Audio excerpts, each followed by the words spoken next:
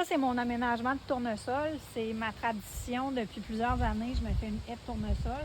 Cette année est très bordélique en réalité parce que j'ai élargi la surface. Puis j'ai mis toute la terre que je récupérais à l'automne. Fait qu'évidemment, écoute, il y a des plants de tomates, des cerises de terre, il y a toutes sortes d'affaires là-dedans. Puis j'ai pas entretenu encore. Évidemment, ce que ça a comme impact, c'est que les plantes profitent un peu moins.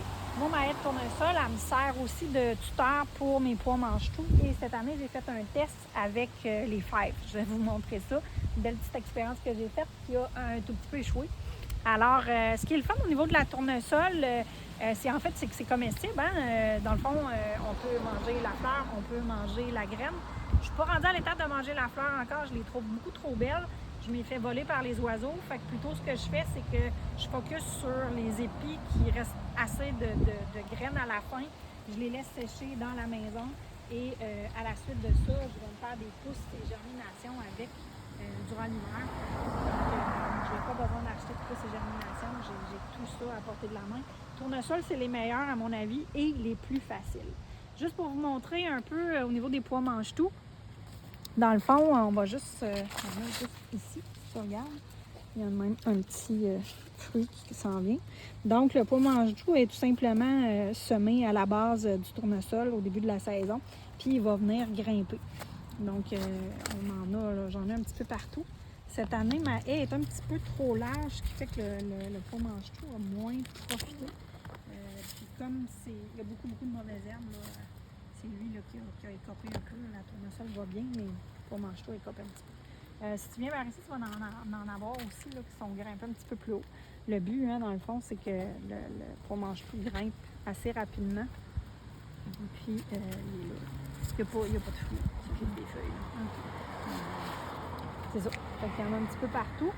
Puis, ben, le pois mange-tout, il finit tout le temps par faire du mildiou. Là. Fait que, oh, regarde, on a un gros ici. On a dû. C'est ça.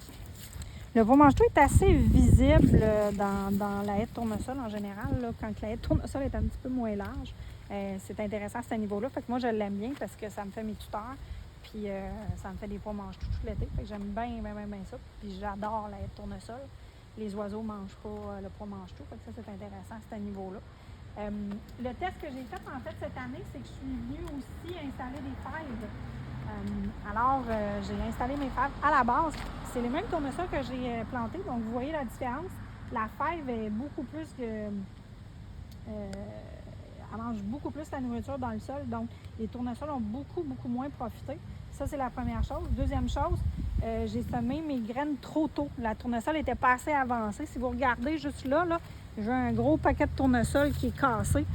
Dans le fond, c'est vraiment les fèves qui ont mis du poids, puis qui ont tiré vraiment la tournesol vers le bas. Là, on le voit, là, il essaie de grimper. Là. Fait qu'il tire beaucoup. Ce qui est le fun, ben, c'est qu'évidemment, on a quand même des fèves. La difficulté, ben, c'est de les trouver parce que ça fait tellement plein de feuilles qu'il faut fouiller énormément pour trouver tes fèves dans la haie de tournesol. Fait que c'est la complexité à ce niveau-là. Donc, je dirais mettre moins de fèves, ça serait la première chose. 2, attendre que les tournesols soient beaucoup plus avancés pour qu'ils soient plus solides.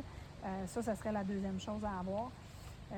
Puis peut-être travailler avec des fèves mauves, ça donne une chance de plus, parce que je te dirais que les fèves vertes sont très difficiles à trouver.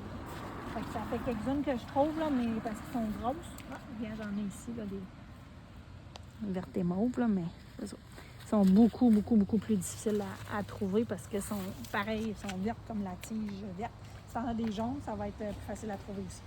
Mais personnellement, j'aime ça. C'était une première expérience, puis j'aime l'expérience. Je vais juste m'améliorer l'année prochaine à ce niveau-là. Mais c'est le fun, c'est un 2 pour 1. Tournesol et comestible, fèves, pois mange-tout, haricots, des choses qui grimpent. J'ai pas en tête d'essayer melon, courge, ces choses-là. Beaucoup trop lourd pour le tournesol, première chose.